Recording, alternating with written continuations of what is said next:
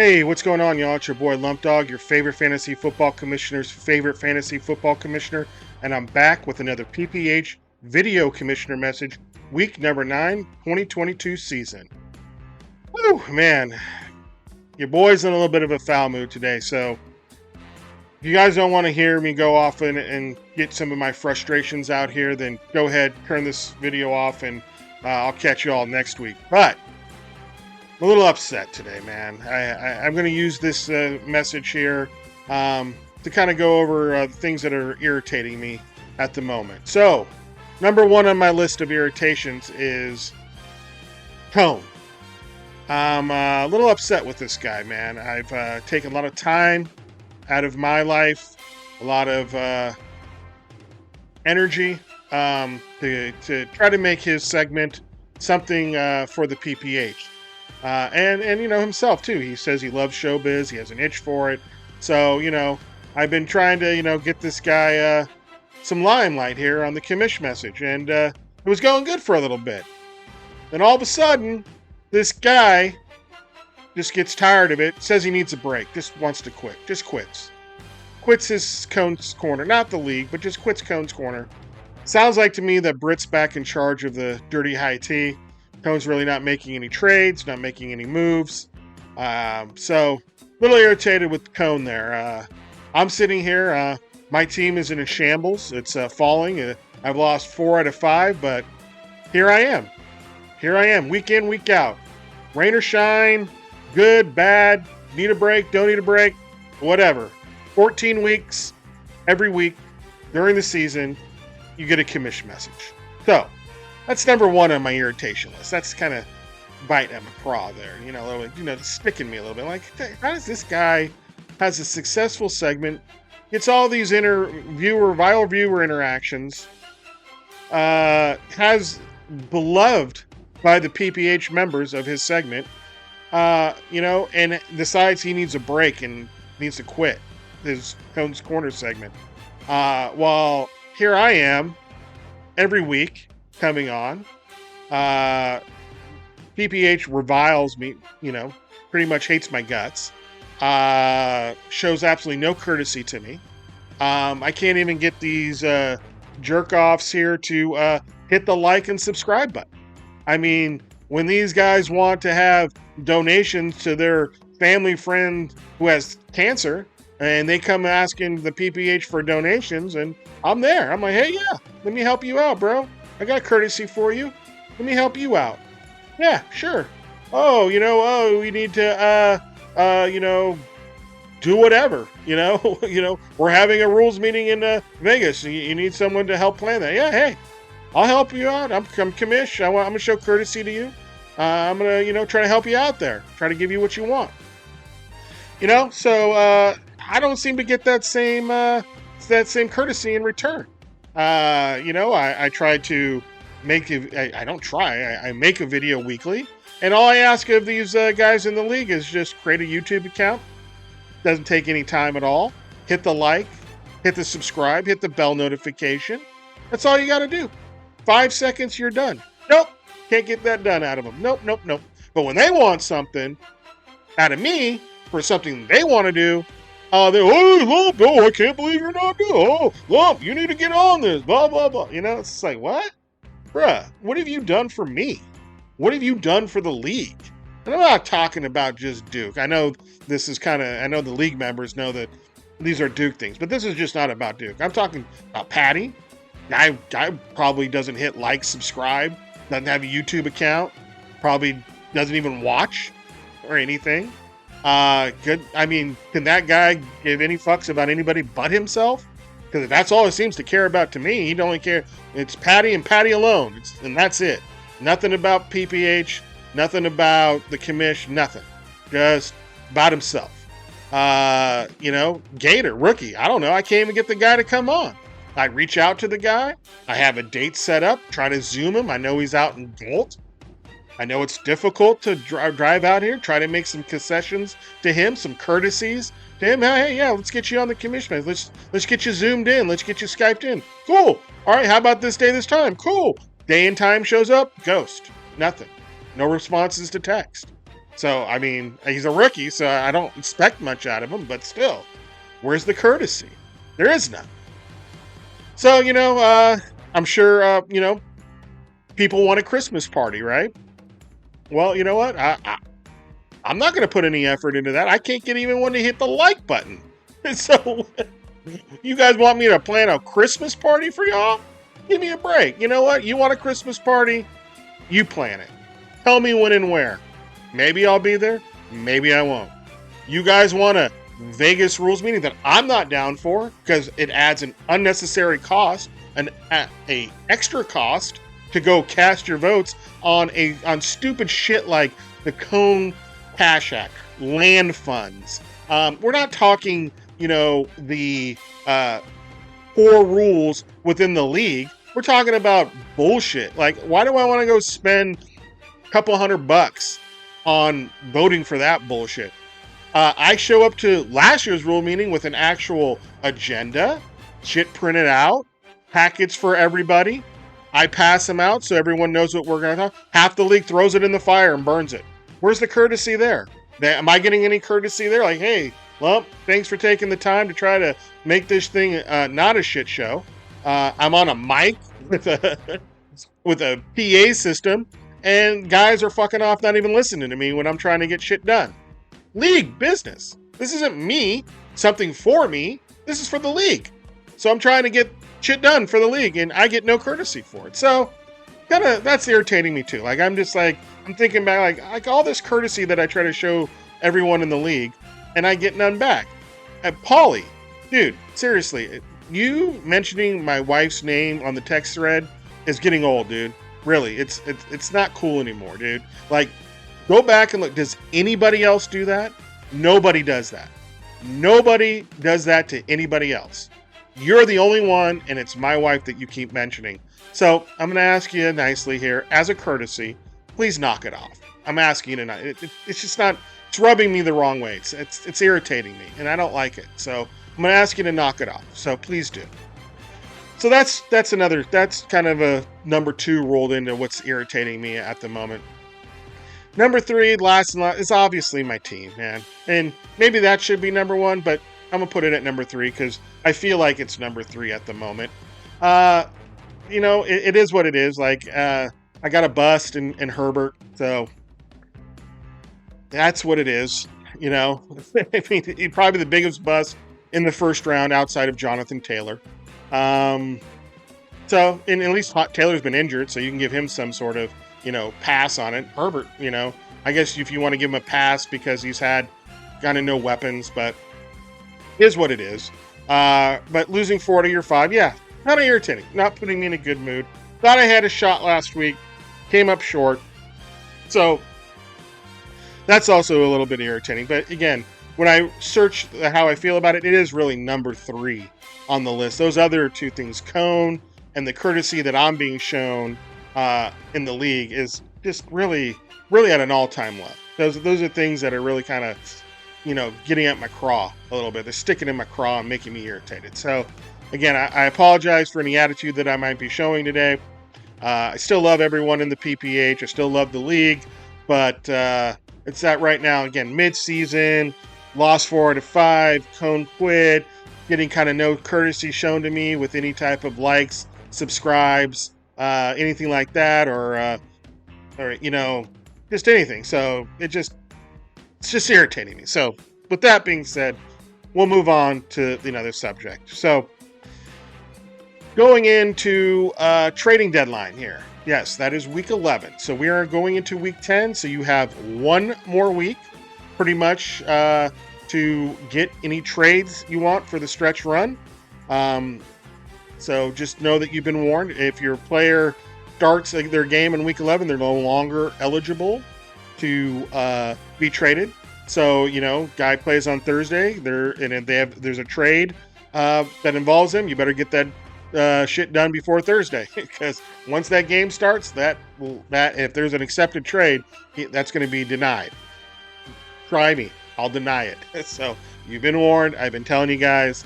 That's the way it works here in the PPH. So make sure your guys are traded before they play next week, week 11, which is the trading deadline. All right. So with that being said, let's go ahead and let's get into these scores. Um, oh, great. Is that not working? Let's see. Okay, came up. Cool. At least that's going. All right, so in the first game, we had the Juggernauts get their first win over the Boogaloo Boys, 128.5 to 93.4. Juggernauts there, Lamar Jackson with 27.5, 15.3 from Miles Sanders, and then the big one, Joe PD Mixon. Big 5 touchdowns, 52.1 points. Really put him over the top there and got him that win. 13.9 from Mecole Hardman. And then that was really about all that happened on the Juggernauts team. But it was enough for him to get his first win of the season and win the weekly. So congratulations on that. Boogaloo Boys, Kyler Murray with 32.5 and 17 from Goddard. And that was all that rode on that team. Wasn't enough to get it done. Falls to 3-6.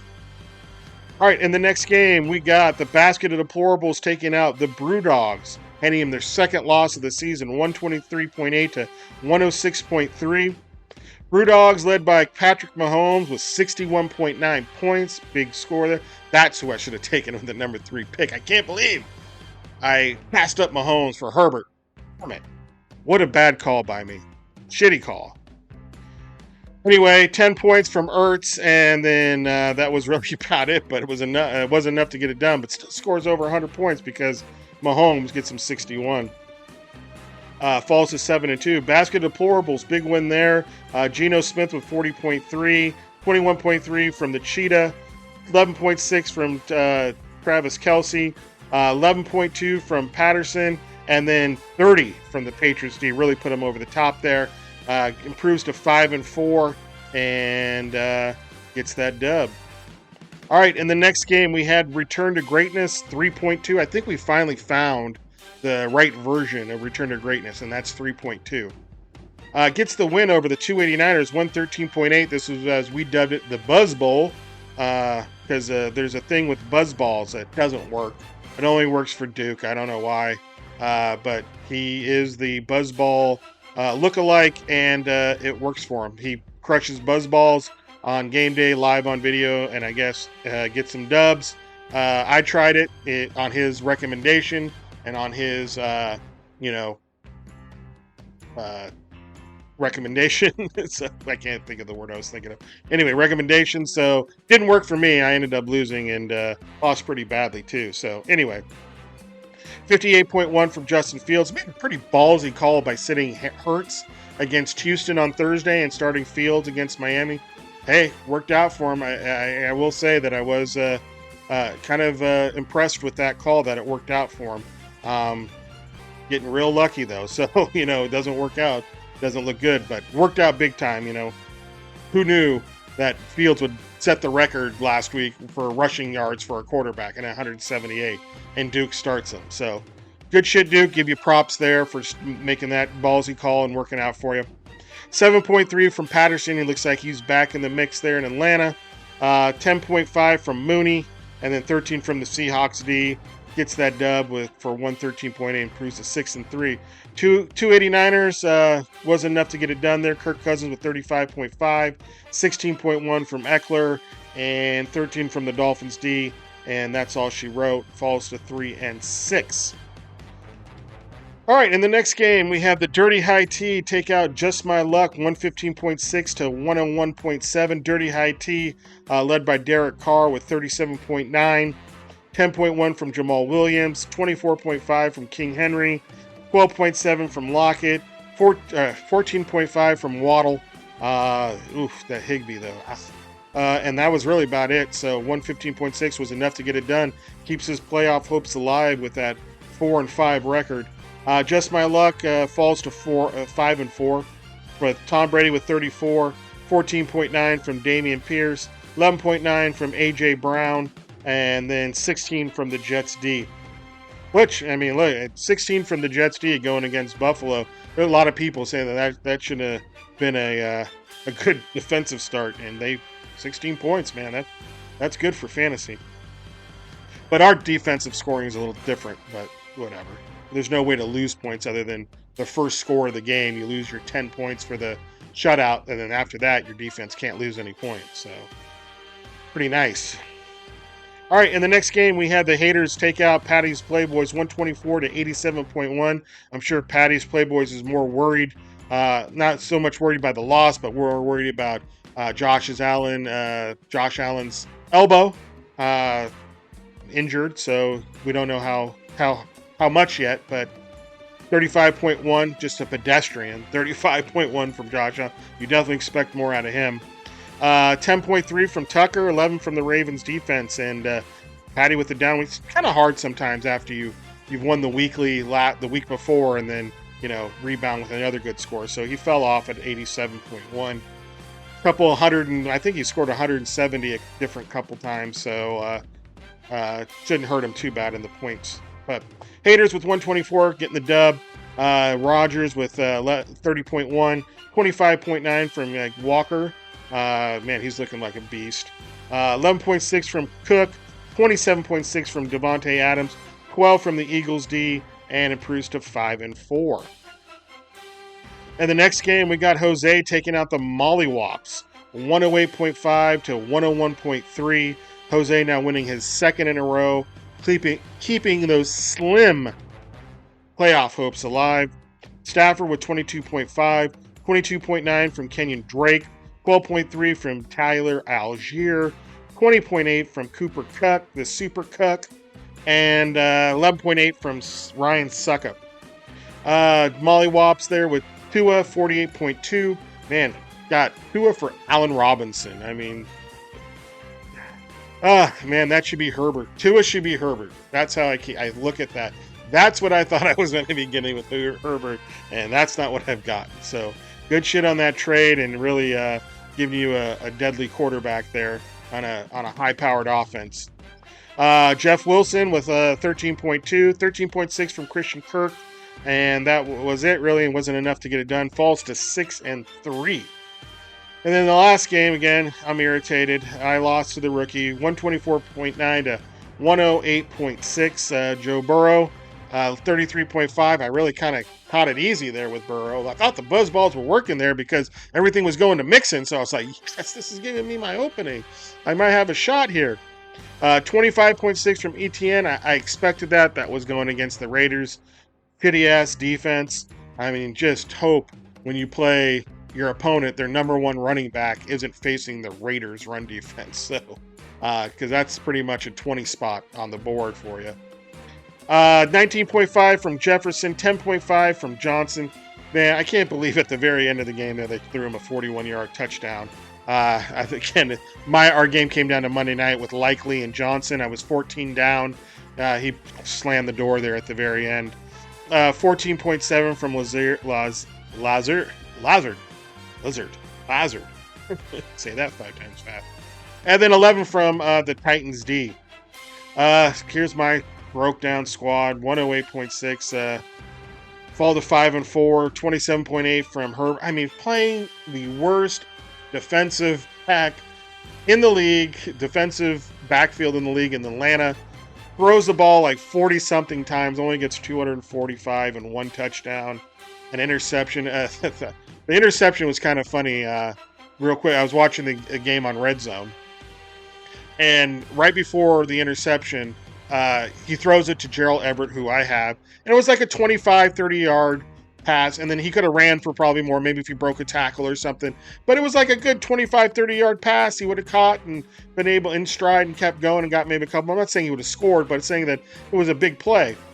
He drops it, right? Hits him right in the hands. Fumble, blah, blah, blah, fumble it, and drops the ball. Next play, he throws it to Josh Palmer, who I have. I went with the stack. And hits him right in the shoulder pad. Bounces up, interception. So 3, 2, 1, Magog.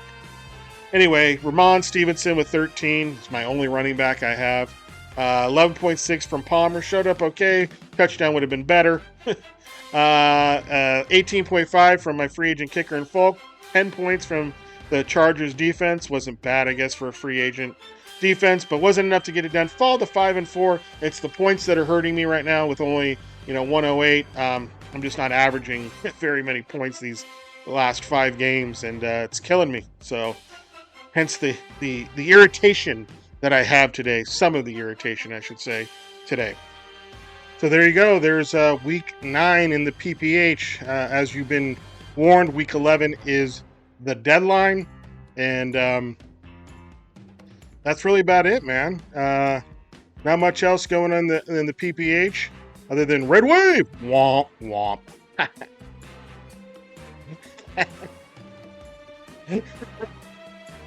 Red dust. Little red dust. Little sprinkle.